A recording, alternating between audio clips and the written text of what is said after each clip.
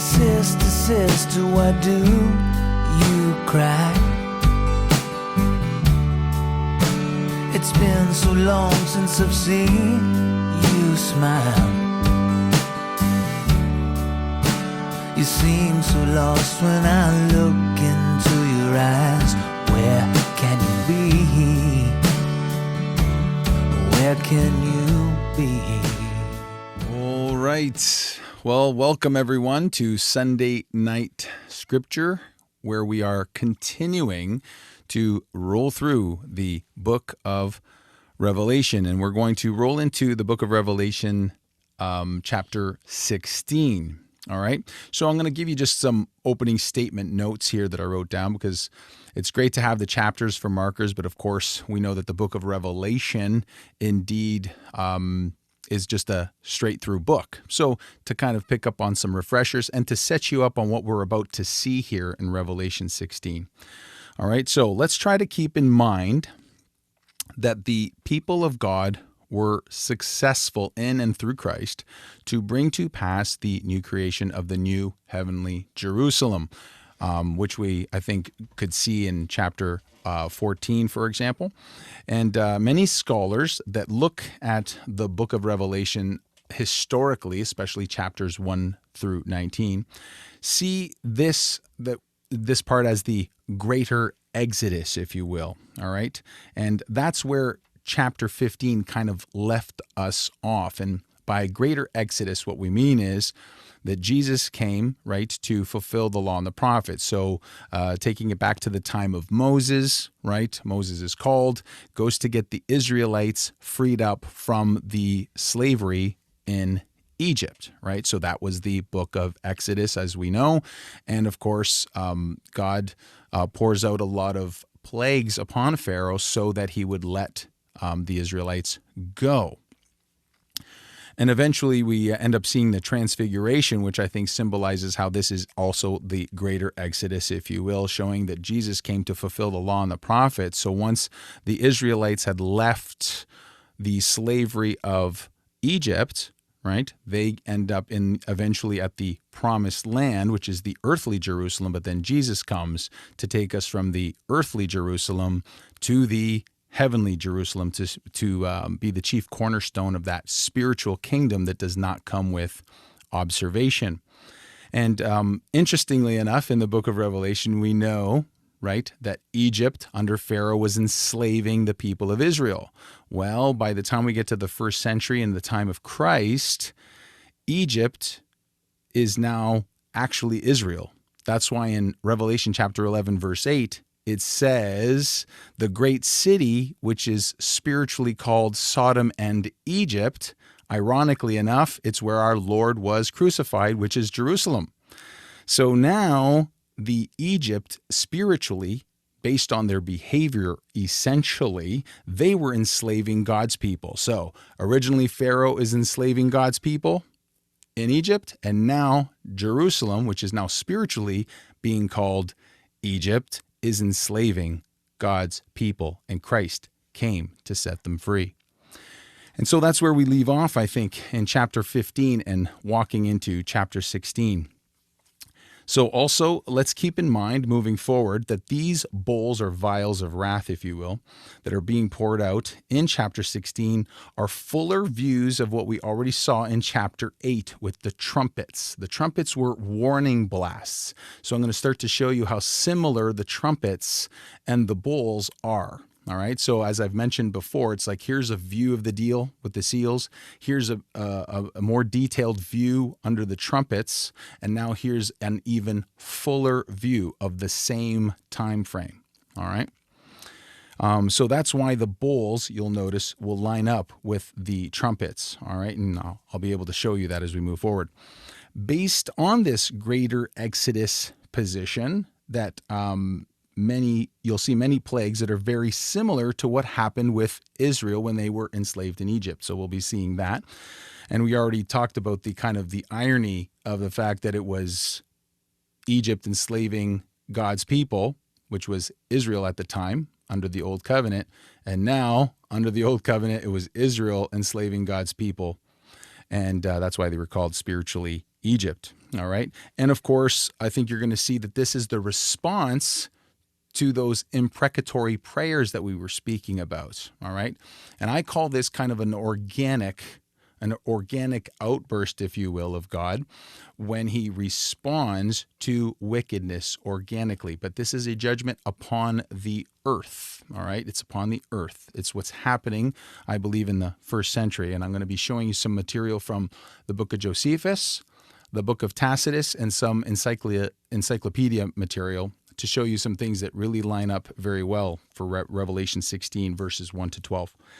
And keep in mind that Moses essentially prophesied all these things upon Israel in Deuteronomy 28 and Leviticus 26. So I'm going to be using Deuteronomy 28 to show you some things that Moses said was going to happen to Israel if they would go and move to rebel against God and continue in great wickedness. All right, you're going to see that. And finally, I want to reiterate that this is all happening in Israel, because you're going to see the word gi, earth, which means the land, the country, the region, the inhabitants of the land. As you will see the word gi, and I'll show you that again. All right, so let's take that. And the first thing I'm going to do now is we're going to move right into Deuteronomy. I want to show you Deuteronomy real quick, okay?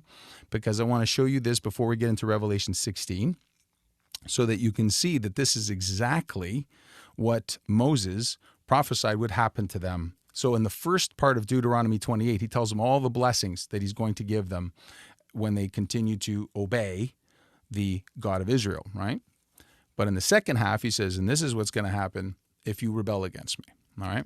And so you're going to see some similarities here of what he prophesies will happen to them eventually. And when you see the disobedience in the first century, this is one of the ways that we can kind of match it up, all right? But it shall come to pass, if thou wilt not hearken unto the voice of the Lord thy God, to observe to do all his commandments and his statutes, which I command thee this day, that all these curses shall come upon thee and overtake thee. All right, so I just selected some. I'm not going to do every single one. But in verse 20, he says, the Lord shall send upon thee cursing, vexation, and rebuke, and all that thou settest thine hand unto for to do, until thou be destroyed. Right? So the destruction of Israel, Jerusalem, and the temple. And until thou perish quickly, because of the wickedness of thy doings, whereby thou hast forsaken me. You forsake the Lord. Now you're declaring Caesar is your king, and you're behaving wickedly. And of course, you're persecuting widows. You're taking advantage of fatherless children. And of course, killing people like John the Baptist and the saints. And of course, Jesus Christ, our Lord and Savior himself. All right. Moving to, let's say, 22, the Lord shall smite thee with a consumption and with a fever and with an inflammation and with an extreme burning. You're going to see about scorching of the sun and great heat and things of this nature, prophesied here in Deuteronomy. And with the sword and with the blasting and with mildew, and they shall pursue thee until thou perish. This is an earthly perishing, folks, all right? All pre-warned. And he says in verse 23, and thy heaven that is over thy head shall be brass, and the earth that is under thy feet shall be iron, right? So again, idiomatically, right, allegorically saying, you know what? This is going to be a really, really hot, dry, difficult time. All right. And you might even say, for example, the earth will not produce very much food. And if you get it, it's probably going to get all burnt up, which ended up happening in the first century. And that you're not going to get any of those heavenly blessings that you could have got if you weren't behaving wickedly and rebelling against me. All right, so Deuteronomy 28 continues, verse 24, the Lord shall make the rain of thy land powder and dust. From heaven shall it come down upon thee until thou be destroyed. All right. And again, this is if they rebel, right? And clearly by them killing Jesus and then continuing after that to kill and persecute the folks like Peter, John, James, Paul, etc. We know that that's what ended up happening. And I'm just trying to show you that this was all foretold, right? And that's why Paul says, did they not know? The Lord shall smite thee with madness and blindness and astonishment of heart. These are the types of things even Jesus was warning was going to happen to that generation. So that thou shalt be mad for the sight of thine eyes, which thou shalt see. And if you ever went through the book of Josephus, you'll see that people were just starting to really basically start to lose it because you just could not believe how this city went from one of the most wonderful cities that people were drawn to continuously from all parts of the Roman world to being completely desolated. All right.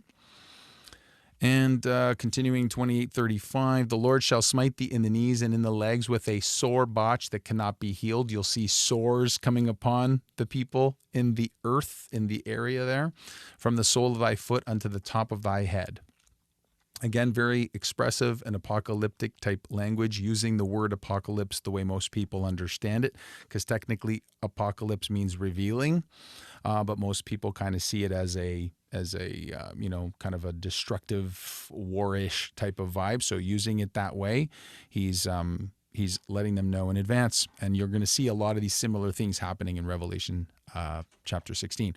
Thou shalt carry much seed out into the field and shall gather but little in, for the locust shall consume it. See? So again, you're seeing things about locusts, right? Could it be literal? Absolutely. Could it also be idiomatic for people devouring, or like those fires that that the Zealots and the Romans were setting fire to all their storehouses where all the grain was stored so that they wouldn't be able to eat, trying to starve people out, right? So that they would give up, right? Verse 41, thou shalt beget sons and daughters, but thou shalt not enjoy them, for they shall go into captivity. How many times in the book of Revelation do we see those who cause others to go into captivity? Captivity will go into captivity. It's you will reap what you sow. Right? A continuing theme, which basically even today, folks, right? We operate like that. We understand that. All thy trees and fruit of thy land shall the locust consume. There's the idiom of the locusts again. Moreover, all these curses shall come upon thee and shall pursue thee and overtake thee till thou be destroyed, right? So it's the destruction of Israel, because thou hearkenest not unto the voice of the Lord thy God, to keep his commandments and his statutes, which he commanded thee. And remember, this is Moses telling Israel, here's the bad stuff that'll happen to you if you operate against me. Then the Lord will make thy plagues. You'll see the word plagues quite a few times in Revelation 16. Wonderful, and that's not a good wonderful, by the way. This is Old English. And the plagues of thy seed, even great plagues, and of long continuance, and sore sicknesses, right? So you're going to see the sores and the plagues, this type of thing in Revelation 16. And notice it says, and of long continuance, like it's going to be quite a long time. So we had references, I believe, in chapter 8 and 9 about, they're going to be suffering for 5 months, things of this nature. We know that it's a great tribulation of 42 months. So that is indeed the long continuance that I think he's referring to here. And verse 60, moreover, he will bring upon thee all the diseases of Egypt. So this is very interesting how he's basically saying them. He says, which thou wast afraid of, and they shall cleave unto thee. In other words, if you're going to act like Egypt, see what happened with Egypt and Pharaoh, because he was very, very cruel, right? And he was enslaving you. If you do this to other people, then I will treat you the way I treated them, right? You'll get a taste of the medicine, the same medicine. You will reap what you sow. So I find that interesting that he's referring to Egypt, and you'll see a lot of these plagues in Revelation 16 that are similar, all right? And it says, and also every sickness and every plague, you see this wording, which is not written in the book of this law, them will the Lord bring upon thee until thou be destroyed. He's predicting, if you will, or prophesying the destruction of Israel, Jerusalem, and the temple. And you shall be left few in number, whereas you were as the stars of heaven for multitude, because thou wouldest not obey the voice of the Lord thy God. And a lot of people died in the first century war that were obviously Israelites. All right. So I know those are long, and I cut some of that short, but you're going to see as we roll into Revelation chapter 16, that's the deal. All right. So let's read now from Revelation 16. Thank you for your patience on that. I'm going to take a quick sip of water here.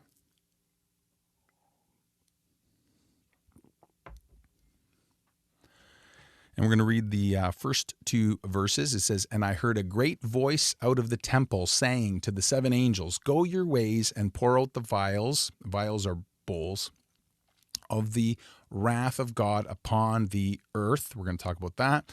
"And the first went and poured out his bowl, his vial, upon the earth." So this is an earthly thing. Let's not bring this into any kind of strange caverns. "And there fell a noisome and grievous sore upon the men which had the mark of the beast, and upon them which worshipped his image." Now this is really key. So let's start with 16:1, all right? Because I wanted to show you that, again, the word earth, we've talked about this many times, but I still think it's worth to repeat. It's not the entire world. It's not. It's into the land. It's a country. It's a region, okay? And I've done this, but I think it's worth repeating. The earth, land, soil, land, region, country, inhabitants of a region. This is not a word that is set to mean the entire world. It doesn't mean that. It would be for a land and a region. And of course, we know what region this is happening in. All right, so I wanted to show you that because, again, it places it right there, places it right where it belongs, in a country. This is not all over the world, which pretty much takes the whole, the whole world order stuff. And quite frankly, it just completely, that word alone smushes it, as far as I'm concerned. All right, now I want to show you the word wrath, because it basically means an outburst of passion, right? It's a passionate outburst. That's what it is, right? So I'm going to suggest to you the holiness of God, and again, a little conjecture on my part, the holiness of God, right? Who's, by the way, I would suggest a lot of folks might think that actually God is really, really patient. Like maybe even some would say, maybe he's a little too patient sometimes, right? Because you got to figure this was going on for quite some time, right? They crucified Christ in and around the 30-ish AD zone. And John, there's a lot of suffering. And it's not really until the fullness of the destruction, until 70 AD. That's a long time. With all that said, we're going to talk a little about that, but here's a little conjecture on my part. I get the sense that it's an organic, right, response when there's a wickedness that hits a certain point, that the earthly reconciliation has to happen because the holiness of God can't tolerate the continuing abuse. All right. That's kind of my position. You don't have to agree with me there, but I just wanted to show you that the word's meaning is an outburst of passion, right? And he's so when you're seeing the wrath of God, if you will, that outburst is being poured upon these folks right here that are obviously, again, we're persecuting the saints.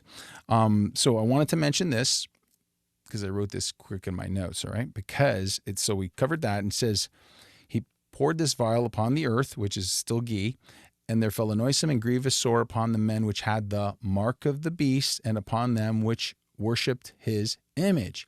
And where's this happening? In the land. So I've made this argument that this mark of the beast is specifically for the folks who were under the first covenant. It's not a worldwide thing, because that's not the entire world. This further proves that this mark, if you will, of the beast was primarily centered around those who were under covenant, because they are the ones who were told the oracles of God. They're the ones who had the covenant with God, right? Not, let's say, someone from Turkey. They didn't have this covenant at that time. So those who were available to receive the mark would have been those who would have been, quite frankly, under covenant with God. And I think that the fact that that word is earth and ghee, and it's being poured just on the land, then clearly these people are all on that land. So if I were to suggest to you, it says, okay, these sores upon men, where was this happening? Israel. Who's getting this sore from, because they had the mark of the beast and were worshiping the image? Well, it was anyone in Israel, right? So from where I'm standing, it's a reference to those who abandoned the old covenant, the first covenant with God, which would have had to have been anybody in covenant with God. And who is that? It would be essentially Israelites, right? At that time. So the idea that this is a worldwide thing kind of goes right down the ditch on this as well, and the whole mark and the whole thing. Why? Because again, someone who's born as a Roman, right? They don't have the oracles of God. They're not in the covenant with God. They're not Israelites, right? So at best, they could have maybe potentially converted, but short of that, right, the Roman Empire and all these other locations had their own quote-unquote gods. It had not been revealed yet that the God of Israel was actually the God of all, right? That had not been revealed yet. So I still think that if you go here, and I'm going to go to the Greek on this to make sure we see that indeed that word is still gi, which is indeed just in the land, in the region. All right, and there it is, right there. Okay, 1093 every single time, the land. That's where it is. Okay, region. So now it's just a matter of what land do you think this is? Well, I think it's made clear in Revelation 11:8 that it's where our Lord was crucified. It's very, very simple, really. And so it reduces all of that fear, if you will, into the history and who was going to be marked out to be worshiping other gods that weren't supposed to be, was the ones who had a covenant with God, as we saw with Moses, right? And who was he speaking to in Deuteronomy? It was right after they got out of Egypt, and this was the covenant was made with God. It was the Israelites, all right? Okay, so hopefully that's helpful in further proving that chapters 1 to 19 especially are historical. All right, so I'm going to move now to read verse 3 and 4, and I'm going to touch upon this voice out of the temple pretty soon too, but I just want to really focus on that because I think that that's a huge, huge blow to the futurist position, and I think it's a big feather in the cap of those people like myself who believe that this is an historical event. And the second angel poured out his bowl, his vial, upon the sea, and it became as the blood of a dead man, and every living soul died in the sea. And the third angel poured out his vial upon the rivers and fountains of waters, and they became blood. And of course, this sounds very familiar, I'm sure, to a lot of you, even, let's say, some folks who watched the Charles Heston? Is it Heston? The Ten Commandments movie, right? Charlton Heston? Hopefully I got that right. So Exodus, right? Because this is taking us right back to Exodus, right? As Egypt was Egypt at that time. Israel, Jerusalem is being called what now? They're spiritually called Egypt. So they're receiving the same plague, just like it said in Deuteronomy. If you act like Egypt, and if you rebel against me like Egypt, you will receive the same plagues as Egypt. So Exodus 7:17-20, thus saith the Lord, and this thou shalt know that I am the Lord. Behold, I will smite with the rod that is in mine hand upon the waters which are in the river, and they shall be turned to blood. You're seeing the very same type of thing in Revelation. And the fish that is in the river shall die, and the river shall stink, and the Egyptians shall loathe to drink of the water of the river. And the Lord spake unto Moses, say unto Aaron, take thy rod and stretch out thine hand upon the waters of Egypt. And again, right, it's in the waters of Egypt. It's in a certain area at a certain nation that was persecuting a certain group of people, which at the time was the Israelites. And God's like, okay, we're going to have to take care of Pharaoh here, right? That's the deal. So it's not the entire world there, and it's not the entire world in the book of Revelation.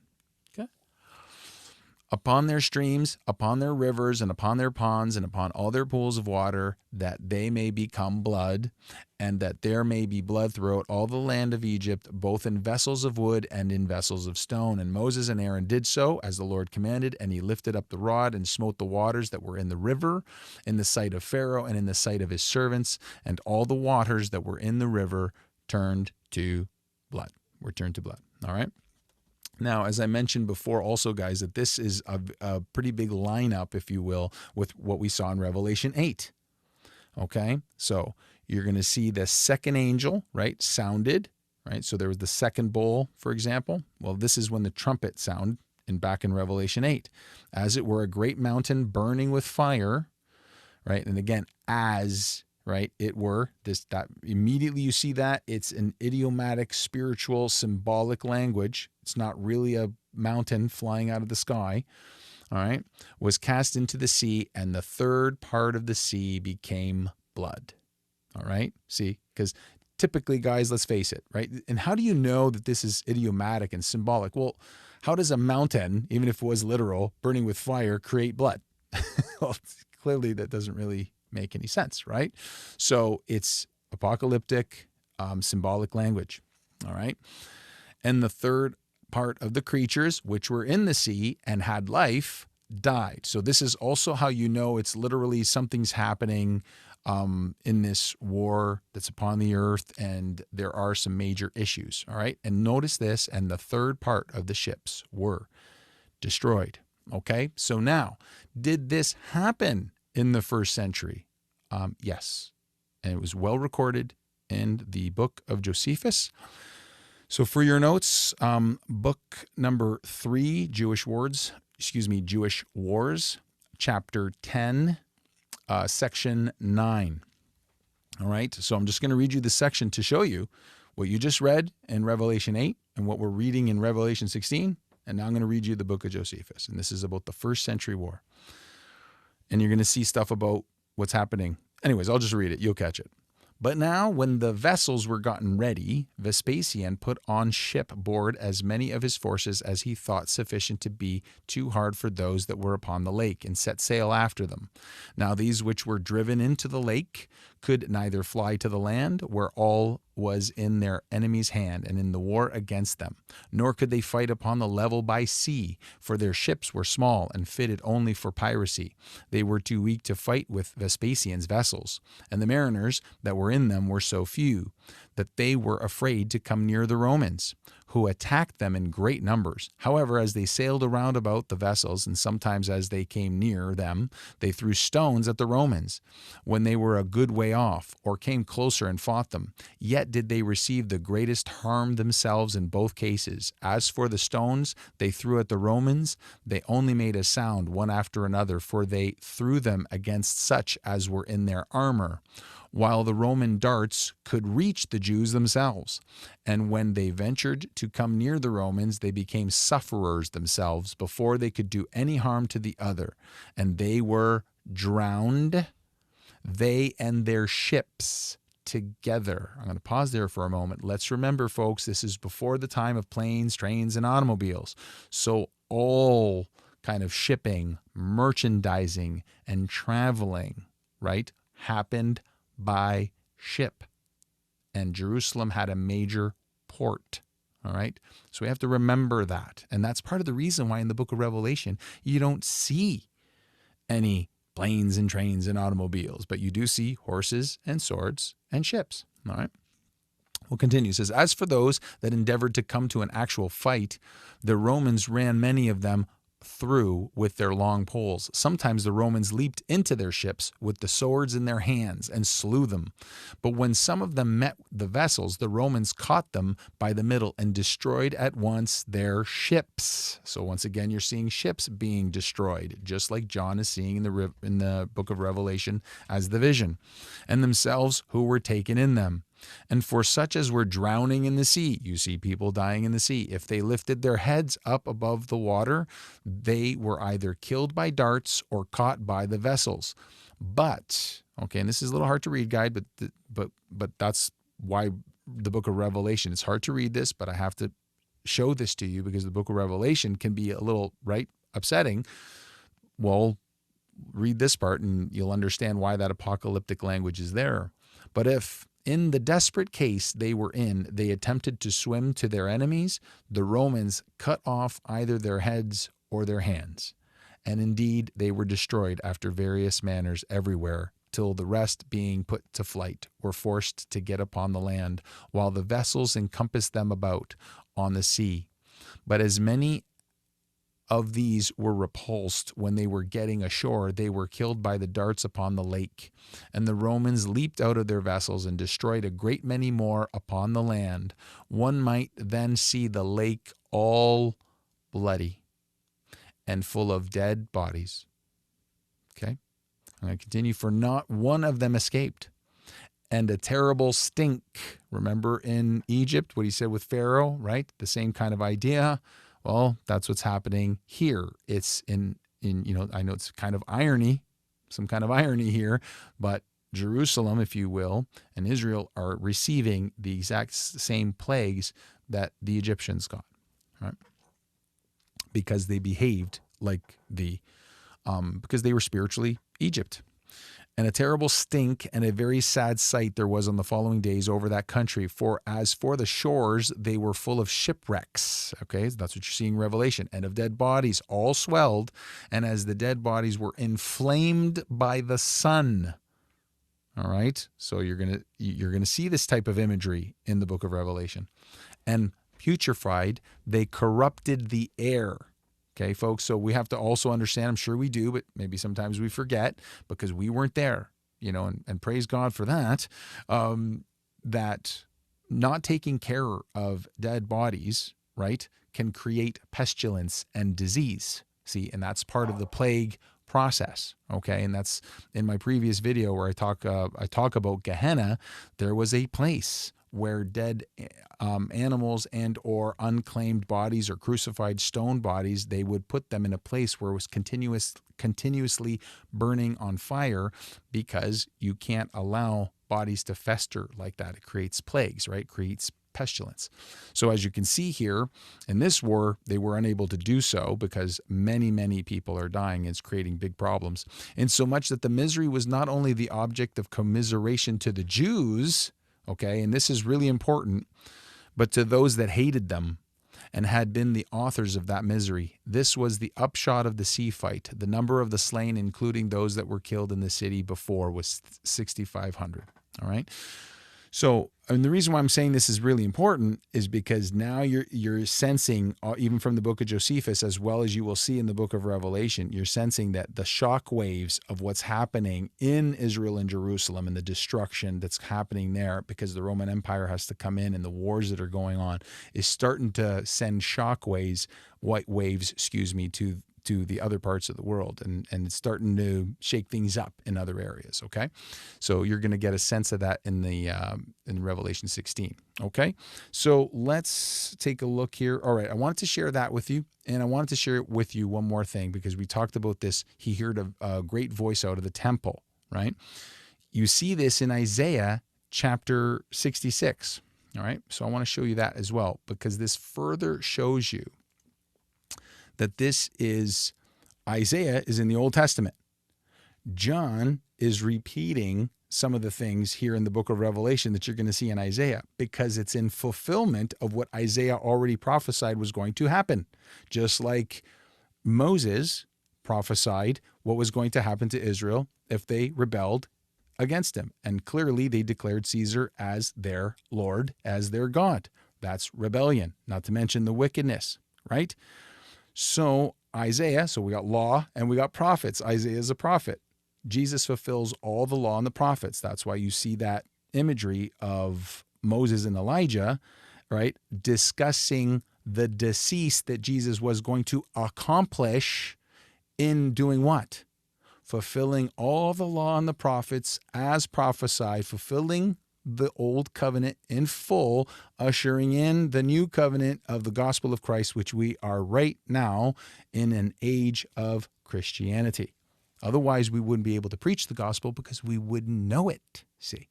But we do know it, and that's what ushered in the Christian age, was Jesus fulfilling the law and the prophets. All right? So, take a look at this. It says, "Thus saith the Lord, the heaven is my throne, and the earth is my footstool." So the earth is his footstool. Heaven is his throne.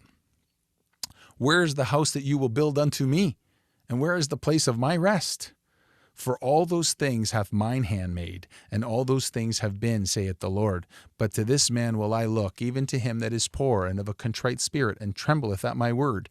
Does this not basically tell you straight out that heaven is the throne, right? Isn't that what Paul's always saying in his epistles, right? Isn't that what Stephen was preaching to the Jews in Acts chapter 7, right? And then doesn't this back part here, he says, I will look to him that is poor and of a contrite spirit, right? Who does that not sound like the Sermon on the Mount, right?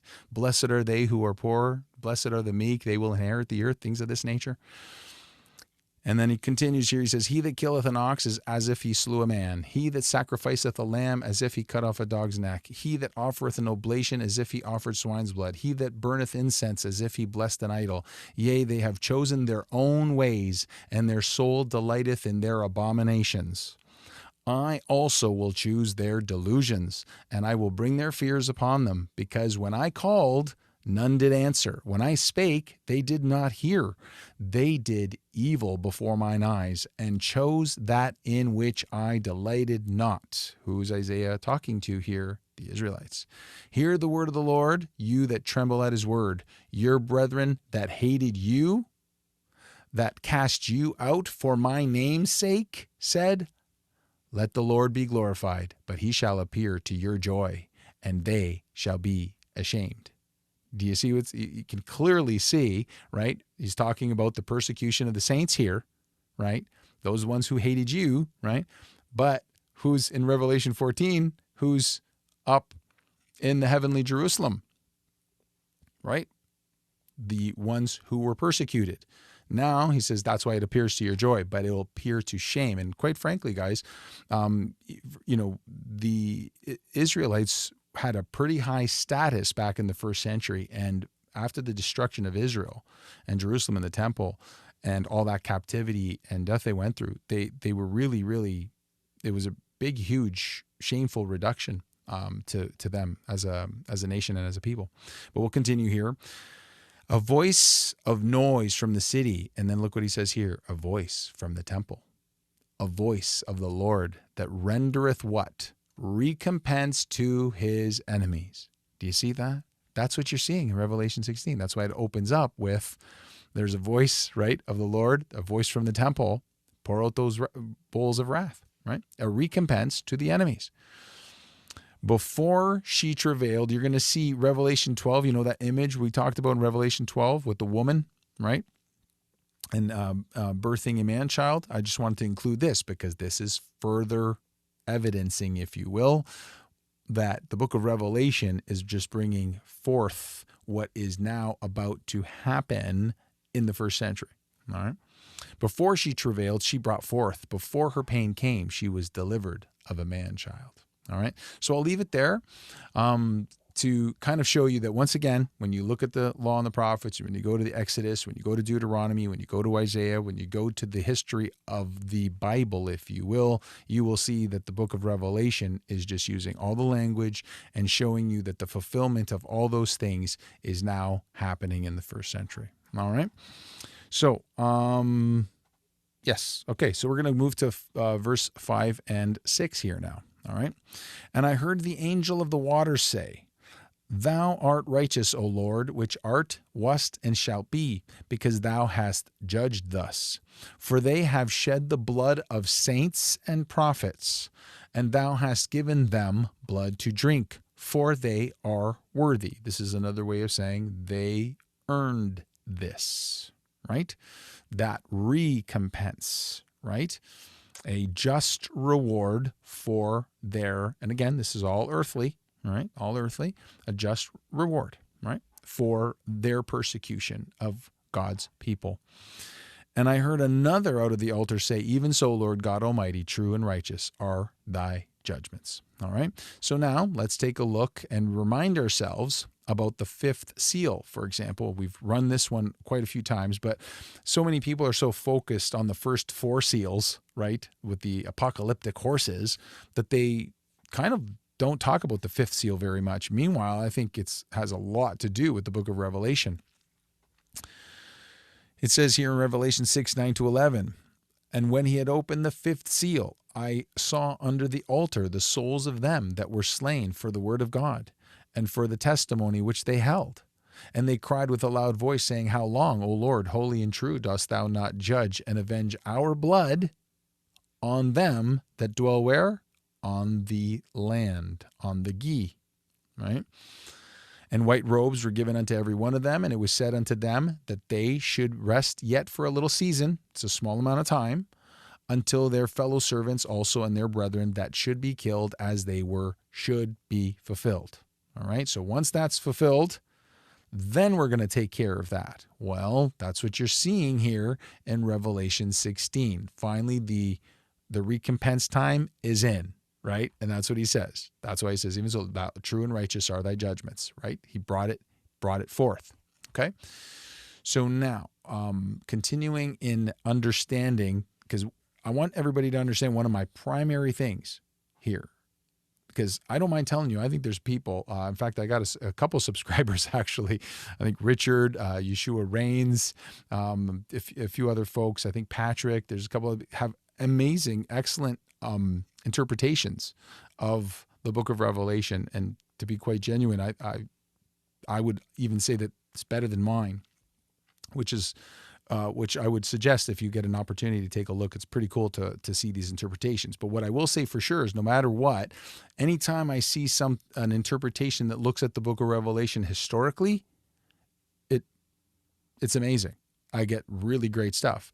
Anytime I hear stuff that's more futuristic based, it's just always conjecture. They're just guessing. They're using geopolitics. They're using, whatever, CNN and whatever else they're using. And it's just, they've been doing that for decades, best as I can tell, right? But they're not using scripture to base any of the interpretations, right? So I always see some really good interpretations when people look at it historically. And so my primary goal here is in this teaching is to get folks to see this historically. And then, of course, move yourselves, indeed, to maybe, if you're interested in doing so, take a look at the book of Josephus and the book of Tacitus and take a good look at the symbolic language. All right? So here, this tells me, right, in Revelation 6, right, to avenge our blood on them that dwell on the land, on the region. All right? Well, as we move forward here, I think a lot of people, I've said this one before, but I think it's important because it's the blood of the prophets, right? In Revelation 16, it talks about the blood of saints and prophets. And thou hast given them blood to drink, for they are worthy, right? They shed the blood of saints and prophets. What does Jesus say in Luke 13, 33 to 34?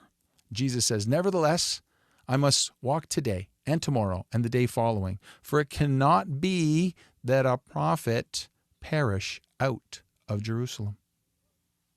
Further evidence that this all happens in Jerusalem. Further evidence that this is the prophets that perish where? In the land, and they are worthy. O Jerusalem, Jerusalem, further speaking to them in the first century, which killest the prophets, and stonest them that are sent unto you. How often would I have gathered thy children together as a hen doth gather her brood under her wings, but you would not. There it is. Just puts it right into the first century, puts it right into Jerusalem. And prophets can't die outside of Jerusalem. That's the deal. That's the context of our Bible. That's the context of our Bible. Matthew 3:7. We've talked about this one before. We're going to say it again. This is John the Baptist. And when he saw many of the Pharisees and the Sadducees come to his baptism, he said unto them. He's not saying this to Trump or Biden. He's saying this to the Pharisees and the Sadducees in the first century. And he says, O generation of vipers, who hath warned you to flee from the wrath to come? What wrath? What outburst of passion is he talking about? He's talking about the one that was in the first century. That's why it's the wrath of God being poured upon the earth, the Gi, in that time as John warned them. See? It's you can't send this forward 2,000 years. It doesn't line up. It doesn't make any sense. I mean, you can if you want. I'm just going to suggest to you that John warned them, and said, hey, who's warned you to flee from the wrath to come? If the wrath didn't come in the time of the Pharisees and the Sadducees at that time, that renders that statement that John made completely void. But no, it wasn't void. The destruction of Israel and Jerusalem and the temple happened. It's an historic event, well accounted for. Matthew 23, this is in the words of Jesus. We've reviewed this one many times, but I have to keep reviewing it because, again, my primary point here is to make sure you understand that this is an historical event so that you can stop thinking that the entire world is going to fall for, someone. So just So this way we come out of the fear, we come out of the doubt, and then we just do what, individually, whatever you feel moved by the Spirit to do. All right. So Matthew 23, Jesus says that upon you, he's talking to them at the time, may come all the righteous blood shed upon the what? The ghee. Again, okay? From the blood, he's talking about the blood, of righteous Abel unto the blood of Zechariah, son of Berechias, whom you slew between the temple and the altar. Verily I say unto you, all these things shall come upon this generation. Who is Jesus talking to? He's talking to people in 30-ish AD. And he says, this generation, it's going to come upon this one. Which one was that? The one in the first century. You see, that's why the destruction was all done within that generation. It's the only thing that makes sense. And of course, he further cites it. O Jerusalem, Jerusalem, thou that killest the prophets, right? Revelation 16. What is he saying here in Revelation 16? Right? Verse 6. For they shed the blood of saints and prophets, and thou hast given them the blood to drink, for they are worthy. That's exactly what Jesus is saying here to them is going to happen within that generation. And that's why he says, thou that killest the prophets. Who kills the prophets? Jerusalem does. Prophets don't die outside of Jerusalem. Very, very straight up here. Very simple, very straight. But see, when they send you out into the future, you don't see any of this. But once you look at it historically, you go, wait a minute. This is exactly what Jesus said was going to happen to them within that generation. And he was talking to them, and he was saying, you guys kill the prophets. And then when I read Revelation 16, I'm like, hey. And you go, hey, Jerusalem. Yeah, you guys do that. Hey, a prophet can't die outside of Jerusalem. Right? Okay. And hey, they're receiving the recompense for that. Right. In that generation. Exactly. Just like Jesus said. See? All comes together. And you stone them which are sent unto you. How often would I have gathered thy children together, even as a hen gathereth her chickens under her wings, and you would not. Same type of conversation we saw in Luke. Behold, your house is left unto you desolate. In advance, he's saying desolation. That's it. That's the deal. And now, I wanted to remind you of this because sometimes people forget this, but this one always stuck out for me. So remember here where it's saying in Revelation 16, right? It's talking about, yes, and thou hast given them blood to drink, for they are worthy, right? Okay. Sometimes people, I think, forget this little line here. I thought it was just neat to kind of bring this in. You guys might remember, of course, Moses goes up into the mountain and God's setting him up with the 10 Commandments, if you will. And then he comes back and they had already built a golden calf and they were having a big brouhaha, right? So there's one verse that sometimes people forget, that Moses took the calf which they had made and he burnt it in the fire and ground it to powder and strawed it upon the water and made the children of Israel drink of it. They had to drink the powdered golden calf. They built it. Oh, yeah? Well, now you're going to drink it up. Right? So I'm just letting you know that this is pretty interesting that you're seeing once again, right? Israel at the very front end had rebelled pretty quickly and they got it to drink. Right? Well, you're seeing this same pattern, but clearly on a much larger level here in Revelation. All right. So same thing, same deal, same pictures about the first century situation here. All right. And of course, continuing with the theme of this recompense, they reaped what they sowed. All right. And grab another sip of water here. All right, so we're going to read Revelation 8 and 9, 16, 8, and 9 now. And the fourth angel poured out his vial upon the sun, and power was given unto him to scorch men with fire. And men were scorched with great heat, all right? And they blasphemed the name of God, which hath power over these plagues, and they repented not to give him glory. All right. So in all of this, I need everybody to kind of understand, right, that it says that notice there's plagues, right? And we can see that, and we see the great heat, right? This is not the sun falling out of the sky. All right, this is not that, because if you're careful with the language, first of all, they wouldn't be able to blaspheme anybody if this was literal, because if a sun ray somehow strikes you in some shape, way, or form, you're fried like fried chicken. All right. So you're going to have to really follow the motif, the expressive language, right? This bowl was poured upon the sun, and power was given unto him, this angel, if you will, and this is a spiritual vision, to scorch men with fire. See? And men were scorched with great heat. So there's heat, fire, sun. It's giving you an imagery of that same kind of imagery, like the ground is going to be like iron and the heavens are going to be like brass, right? That same kind of hot, not fertile, definitely not like a rainforest, quite the opposite, right? That's the vibe that I think it's supposed to overall communicate. All right. And then it says, and they were scorched with great heat, and they blasphemed the name of God, which hath power over these plagues, and they repented not to give him glory. All right. So I'm just going to read some of my notes here. Note, if this was a literal sun being poured on, the people wouldn't be able to do anything. I mentioned that.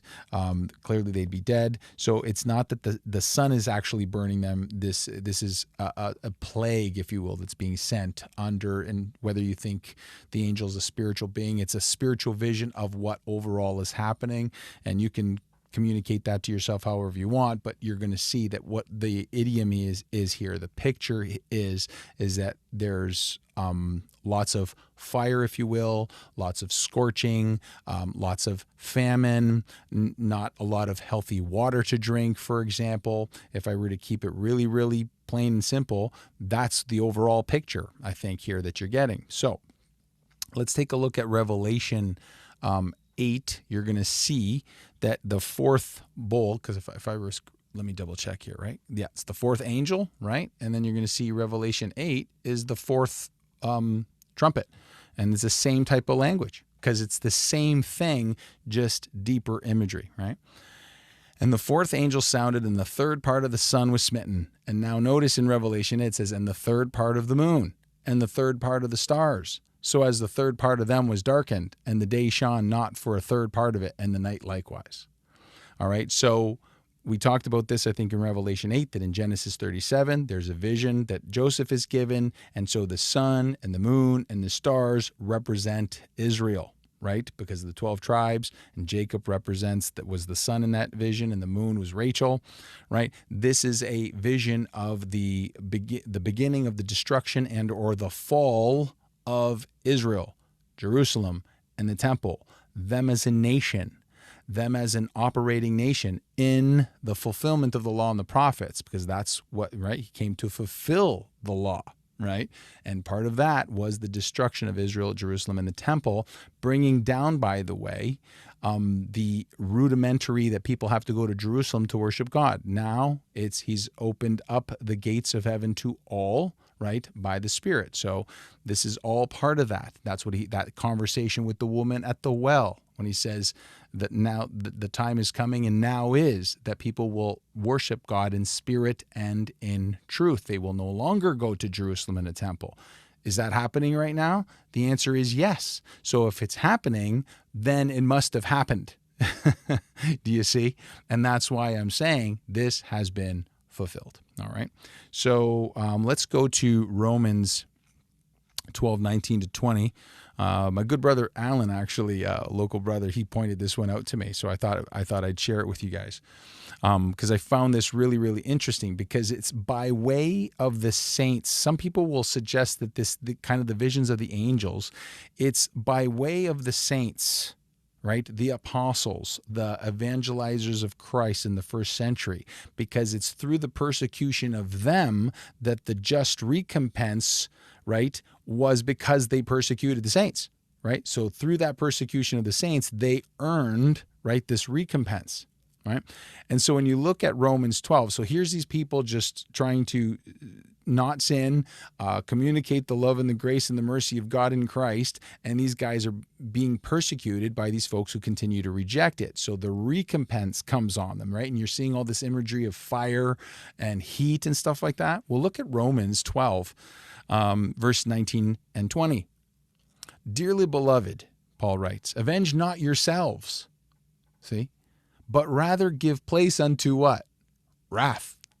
And I think some other translations actually say, give place unto the wrath of God, the passionate outburst of God, the recompense of God. And then he goes on to explain, he says, for it is written, vengeance is mine, I will repay, saith who? The Lord. You see? So, and then look at the next line. It says, therefore, if thine enemy hunger, feed him. If he thirst, give him drink. For in so doing, thou shalt heap coals of fire on his head. See? I'm going to suggest to you that this is Paul communicating that as you continue to pour out that love, you're persecuted for that love, God recompenses them. And this is what's happening here in the first century. They're being recompensed, right, for they received love, they received the gospel truth, they received it from the saints, and instead of receiving it, they persecuted them. And so now heaps of coals of fire are being poured out on their head, and it's an earthly judgment. All right. So I thought that was a great point. So I want to thank my brother Alan for that one. And so I'm going to repeat that I believe that this is about the Israel falling as a nation and the old covenant coming to an end as prophesied, but through the fulfilling of it, ushering in the Christian age.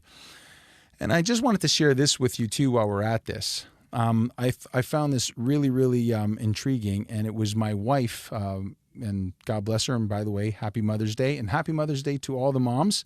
And I want to give a great shout out to my wife as well as Dominic's wife, because here we are on Mother's Day and we're still here on Sunday night, Mother's Day. And they're just so gracious that they say, no, you guys keep, putting those videos out. And I just really want to say I appreciate them, just because obviously they're, for lack of better words, kind of saying, well, it's Mother's Day, but still we want you to do, God's work, if you will. So it's wonderful to have wives that support us in this. And I want to give an extra special thanks to my wife who saw this psalm this week and mentioned it to me. So I had to use it today because anytime you see any kind of judgment, that never feels good, right? Never feels good. With all that said, it never feels good to watch innocent people being persecuted either, right? And I'm sure a lot of you think about stuff like this, but I saw this, and I thought, this is really, really great. So I'm just going to share it with you. Therefore hath the Lord recompensed me according to my righteousness, according to the cleanness of my hands in his eyesight. So we can operate, people can try to over spiritualize this and, use their modern day doctrine. But it was the wickedness that they were killing innocent people, folks. They were extorting widows. They were taking advantage. They were doing like some really, really heavy hitting stuff, right? You can please God. I just want you to know that. I really, really want you to know that you can. And I know some people will say, things otherwise, but no, you can. And it's clearly here the psalmist is saying, he recompensed me according to my righteousness, according to the cleanness of my hands in his eyesight. With the merciful, thou wilt show thyself merciful. See? So he's like, with those who are merciful, you will show yourself merciful. With an upright man, thou wilt show thyself upright. It's almost like he's saying, if a person is merciful, they will see God as merciful. If someone is upright, right, trying to do some decency, if you will, they will see God as upright. Then he says, with the pure, thou wilt show thyself pure. So people who are pure of heart, pure of mind, right, whatever degree of innocence or decency they might contain, the reflection of God is the same way to them. And this part is very interesting. He says, and with the froward. All right. And this means, I looked this up, it means shrewd or devious. With those who are shrewd and devious, thou will show thyself shrewd and devious. See, it's kind of like the vibe is they see God essentially as they see and or are themselves. You see? So if I were to use an example, someone who's very, paranoid, if you will, they're always thinking someone's going to rip them off. Sometimes that could very well be because why? Well, maybe they tend to rip people off, right? I would say Pharaoh, for example, was much like this because there was no issues. The Jews didn't show any sign that they were going to rebel against Egypt. They were working, but he saw how great they were, the multitudes of them. And he's like, you know what? I better enslave them because, if they get too big here and they're already pretty big, they're going to turn around and try to take my stuff, right? But see, there was no actual evidence of that. But see, I'm going to suggest, and just conjecture on my part, but maybe Pharaoh saw it that way because that's what he would do if he was them. So he didn't need any physical evidence. It was his own heart and his own mind that led him to do things to people that had not done anything wrong.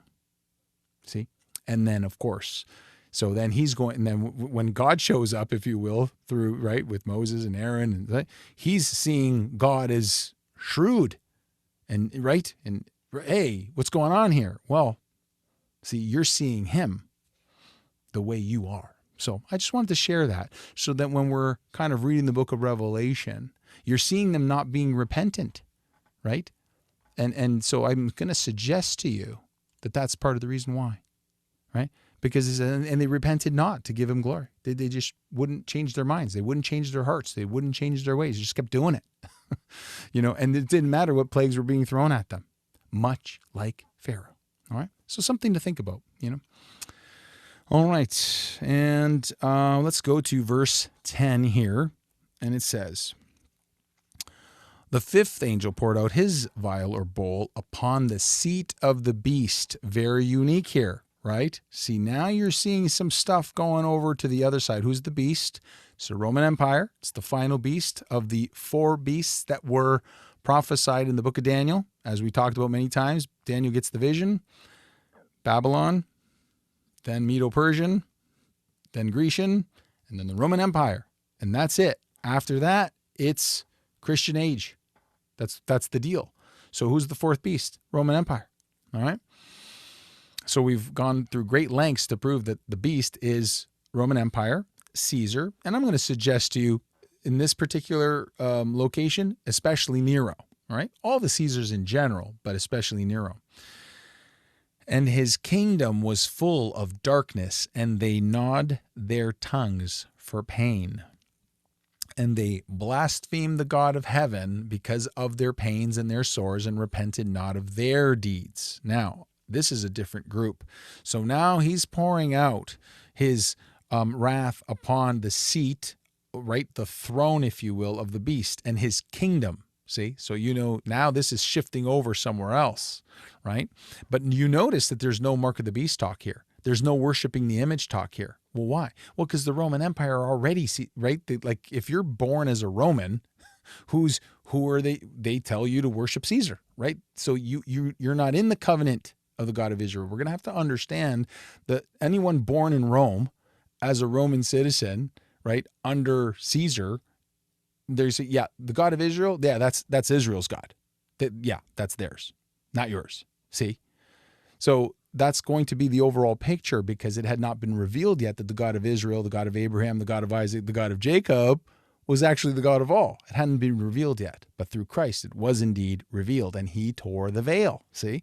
And that's why Acts 10, you see Peter saying, indeed, he is the Lord of all, right? He's still actually coming to that revelation all the way into Acts 10, see? You would have thought he would have had that figured out, and I don't mean this in a cruel way, because I'm sure we would have been the same thing, because, once you have something in your head, it's hard to take it out of there, right? So these guys, right, are seeing Jesus as their Messiah, right, for Israel. Right. And so they don't, Peter's not really fully coming to this realization until well past the resurrection. Right. So keeping that in mind, all right, I'm going to just kind of rattle off some facts here before I go to the book of Tacitus. All right. The seat of the beast, the throne of Rome, Caesar, especially Nero. Late fall of 64 AD, setting Rome on fire. Okay. This is what Nero does. And again, you're seeing all that flame talk in Revelation 16, right? Blaming Christians, okay? And this happens from 64 to 68 AD. Nero, of course, going mad. So Roman council has him killed. And basically he was set up. They chased him down. And they basically say, either we're going to kill you or you can kill yourself. He chooses to kill himself. And he's quoted to have said, "What an artist the world is losing." And he stabbed himself in the neck. So now the Roman Empire is driven into chaos as well now. All right. And that's what I think you're seeing here of this vial being poured upon the seat of the beast, because now the Roman Empire is getting rattled. The beginning of the end of the Roman Empire, I'm going to suggest. All right. So let me show you a few things so that I just didn't swallow off that commentary. I'm going to give you some points here in 38, a couple points in 39. This is the book of Tacitus, by the way, guys, just so you know for your own records, in case you want to look it up, book 15. And this is section 38 and 40, okay? So let's take a look at this.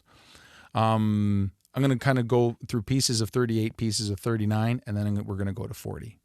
There followed a disaster, whether due to chance or to the malice of the sovereign is uncertain, for each version has its sponsors, but graver and more terrible than any other which was befallen this city by the ravages of what? Fire. All right. So they kind of continue, and I'll take it from here. It says, the flames which in full career overran the level districts first, then shot up to the heights, and sank again to harry the lower parts, kept ahead of all remedial measures, the mischief traveling fast, and the town being an easy prey owing to the narrow twisting lanes and formless streets typical of old Rome. So you know the location we're talking about here. Often, I'll take you here from this word often. Often, while they glanced back to the rear, they were attacked on the flanks or in front, or if they had made their escape into a neighboring quarter that also was involved in the flames, and even districts which they had believed remote from danger were found to be in the same plight. All right, so you're seeing a lot of fire. Notice that, because Nero lit the place on fire. And of course, it says here, starting at none, it says, none ventured to combat the fire, as there were reiterated threats from a large number of persons who forbade extinction, and others were openly throwing firebrands, more fire talk, and shouting that they had their authority, possibly in order to have a freer hand in looting, possibly from orders received. All right, so you got a lot of action here. Then in 39 it says, Nero, who at the time was staying in Antium, did not return to the capital until the fire was nearing the house by which he had connected the Palatine with the gardens of Mechanus. It proved impossible, however, to stop it from engulfing both the Palatine and the house and all their surroundings. All right, so I'm just kind of giving you some pointers here. I'm going to take it from Yet. Yet his measures, popular as their character might be, failed of their effect, for the report had spread that at the very moment when Rome was aflame, he had mounted his private stage, and typifying the ills of the present by the calamities of the past, had sung the destruction of Troy. So that kind of gives you a hint that he was kind of letting these fires go ahead. He wasn't terribly concerned about it, right? 40. So I'm going to just read this 40 and then we'll end it there, because I think there's a lot of good stuff in here to kind of prove that the seat of the beast is Rome. And this is it, right? And Rome is going into chaos as well. Only on the sixth day was the conflagration brought to an end at the foot of the Esquiline by demolishing the buildings over a vast area and opposing to the unabated fury of the flames a clear tract of ground and an open horizon. But fear had not yet been laid aside, nor had hope yet returned to the people, when the fire resumed its ravages. In the less congested parts of the city, however, so that while the toll of human life was not so great, the destruction of temples and of porticos dedicated to pleasure was on a wider scale. The second fire produced the greater scandal of the two, as it had broken out on Aemilian property of Tigellinus, and appearances suggested, now listen to this, that Nero was seeking the glory of founding a new capital, endowing it with his own name. So what most folks suggest historically was that Nero set these fires because he wanted to rebuild it and then be able to rename it under his own name. He exalted himself quite highly, didn't he? Indeed. Rome, in fact, is divided into 14 regions, of which 4 remained intact, while 3 were laid level with the ground. In other 7, nothing survived but a few dilapidated and half-burned relics of houses. All right, so just giving you some imagery here from the book of Tacitus to show you, I believe, that that's what you're seeing here in Revelation 16, right? It already played out. All right, and I wanted to show you this too. Very, very important, because you see this darkness, right? And his kingdom was full of darkness. Okay, so let's go to Exodus 10, 21 to 23. All right, because this is one of the plagues. And the Lord said unto Moses, stretch out thine hand toward heaven, that there may be darkness over the land of Egypt. Okay, so this is in Exodus. And so you're seeing kind of a repeat vibe, if you will. Even darkness, which may be felt. And Moses stretched forth his hand toward heaven, and there was a thick darkness in all the land of Egypt for 3 days. They saw not one another, neither rose any from his place for 3 days. But all the children of Israel had light in their dwellings. Do you see the picture here? There's a recompense upon those in the earth. Remember those folks that said, Lord, how long before you avenge your blood? And then by the time you get to 14, you're seeing them on the holy Mount Zion, right? Things of this nature. And they're receiving white robes, for example, right? So those in the true heavenly Israel, heavenly Jerusalem, right? There's light in their dwellings. But what's going on in the earthly realm? It's darkness, you see. Same picture here in Exodus that you're seeing in Revelation 16, right? That's why it talks about, I think it was, yes, it was, am I wrong? Yes, here it was. Here, yeah, verse 10. And his kingdom, right, was full of darkness, and they gnawed their tongues for pain. Okay? So let's go back, because I think I had one other reference point on that, if I recall. Okay, no, that'll match up with Revelation, I think verse 11, I think, or 12. All right, so let's go back to Revelation 16 here. All right, and and by the way, I kind of believe that this further proves that this is in the time of Nero, right? Which again makes this part of the book historic, right? And I think it's more so in Nero's time, not only because of the evidence that I'm seeing in the book of Tacitus, but I think it was last week or the week before, Titus was saying that God, right, because Vespasian eventually comes in 70 AD, and Titus is under Vespasian, goes in, and they destroy Israel, Jerusalem, and the temple especially, and he is quoted to have said that there's no way that they would have been able to do it, but for God helping them.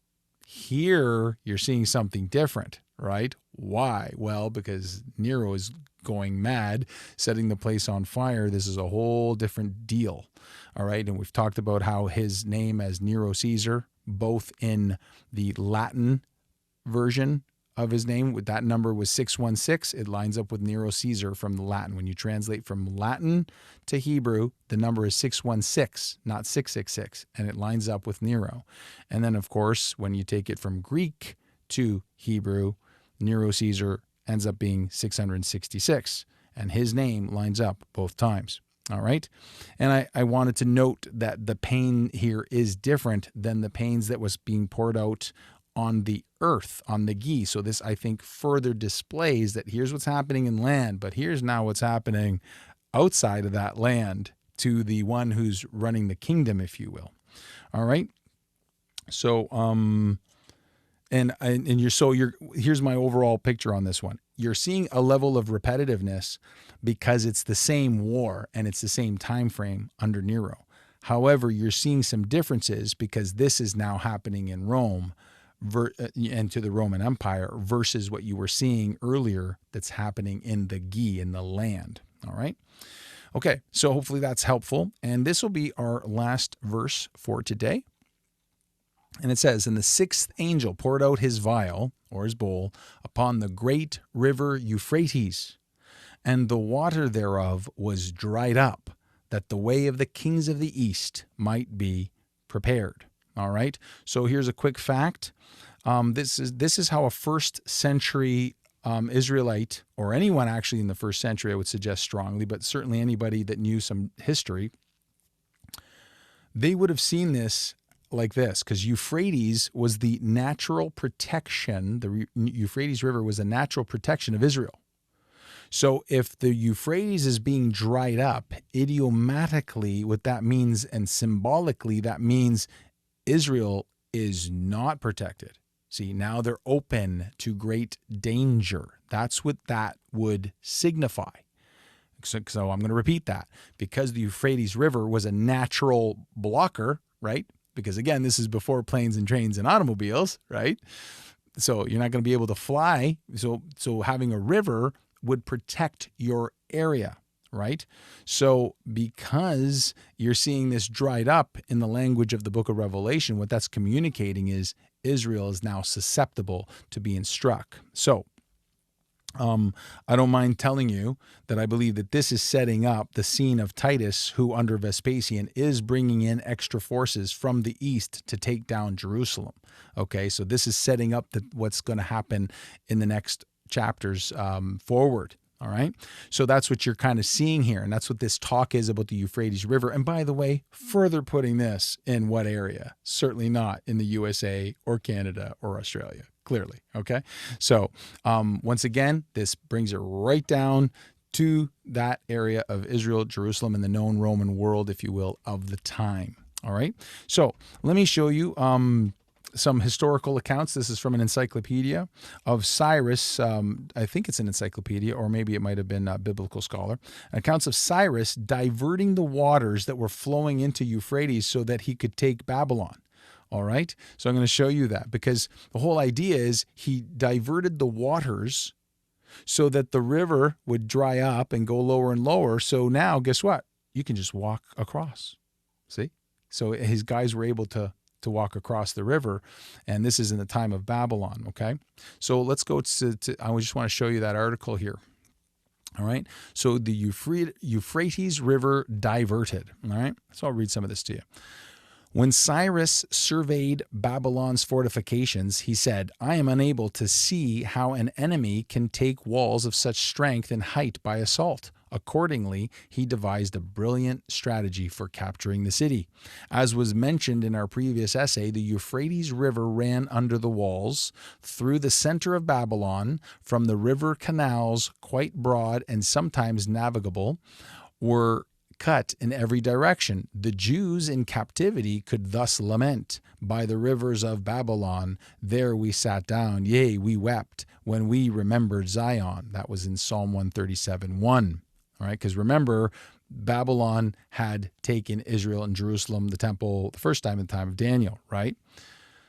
Just to the west of the city was a huge lake basin, some 35 feet deep and covering 40 miles square, but which, at the time of the invasion, was but a marsh. Cyrus stationed soldiers at the point where the river entered the city and also where it exited.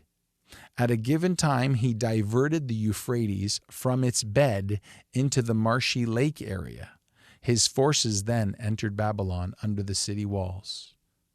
Okay, and then he continues, he says, consider what the prophets declared regarding Babylon's fall. Isaiah, writing more than a century and a half earlier, referred to Jehovah's decree. The Lord saith to the deep, be dry, and I will dry up the rivers. That saith of Cyrus, he is my shepherd and shall perform my pleasure. That's in Isaiah 44, verse 27. All right. So predominantly, though, what I wanted to show you was this usage, if you will, of this Euphrates River being dried up idiom. And anyone, again, in the first century would have read that, would have thought of what Cyrus did, would have thought of the natural border of Israel, and now they would say, uh-oh, right? They would read that and go, that means the protection is down, and we are open to the abuse, if you will, that is coming. And of course, Jesus saying in Luke 21, when you see those Roman armies surround, get out of Dodge, get out of town, if you will, right? So in fact, if you don't mind, Brother Dom, do me a favor and go ahead and give me Luke 21. All right. And that's exactly what Jesus tells them. All right. When you see Jerusalem compassed with armies, then know that the desolation thereof is near. Then let them which are in Judea flee to the mountains, and let them which are in the midst of it depart out. And here's the key: and let not them that are in the countries enter thereinto. So if you're outside, stay outside of it. Why? Where is this all happening? In Jerusalem. In Jerusalem. That's where this is all happening. So if you're outside of Jerusalem, just don't come in here, because that's where all the problems are going to be. That's where the great tribulation is going to be. And he continues and says, for these be the days of vengeance, that what? All things which are written may be fulfilled. All right. So we're going to end it there, guys. Thank you so much. I just, hope you've been enjoying this trip on Revelation ride, I call it, Revelation 16 here. We're going to finish out the chapter next week. I really appreciate you guys taking the time to tune in and listen to these videos. And I'm just really hoping that you will continue to strongly consider the position of the historical view of the book of Revelation. And I really appreciate you giving me the opportunity to show it to you guys. And for all of you who are tuning in now and or seeing this video later on, thank you. I appreciate all my subscribers. I appreciate your kind comments and your inspiration. I get a few, the likes, all that. I just want to express my great thanks. And once again, happy Mother's Day. I want to thank my mom. She came over today. We had a great time. She had me cracking up, and I feel really blessed to have her. And of course, to my wife, I appreciate her so much. Happy Mother's Day, of course. And to all of you guys, be blessed. And as I always like to end these videos by saying, grace and peace.